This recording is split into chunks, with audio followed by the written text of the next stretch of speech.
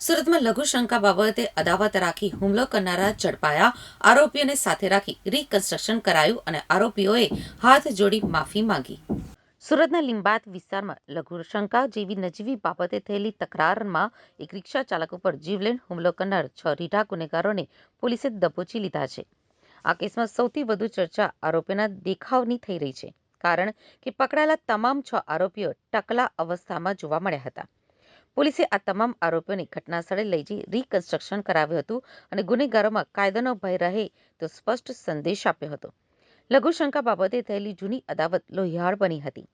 આ ઘટનાની વિગત મુજબ લીંબાયત વિસ્તારમાં એક રિક્ષા ચાલક લઘુશંકા કરવા માટે ઉભો હતો.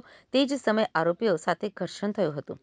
આ વિવાદ માત્ર સામાન્ય બોલાચાલી પૂરતો જ મર્યાદિત ન રહેતા 15 દિવસ પહેલાની અંગત અદાવતનું સ્વરૂપ ધારણ કરી ગયો હતો.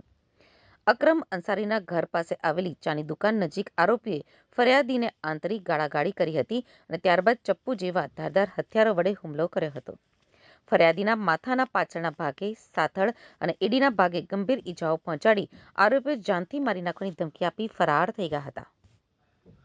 15 દિવસ પહેલા સલાબતપરા પોલીસ સ્ટેશન વિસ્તારમાં ફરિયાદીશ્રીને અને આરોપીઓને માથાકૂટ થયેલી હતી. જે અનુસંધાને ફરિયાદીશ્રી પોતાની રિક્ષા લઈને આ જગ્યા ઉપર લઘુશંકા કરવા ગયેલા હતા. ત્યારે 2 દિવસ પહેલા આરોપીઓએ 2 મોપેડ ઉપર આવીને તેમનો પીછો કરી અને ચપ્પુ અને લાકડાના ફટકા વડે તેમને માર મારેલો હતો. જે અનુસંધાને લીંબાયત પોલીસ સ્ટેશને તાત્કાલિક ગુનો નોંધી અને 6 આરોપીને તાત્કાલિક પકડી અને કડકમાં કડક કાર્યવાહી કરેલ છે અને તમામ આરોપીને પકડીને ગુનાવાળી જગ્યાએ લાવીને રીકન્સ્ટ્રક્શન પંચનામું કરવામાં આવેલ છે.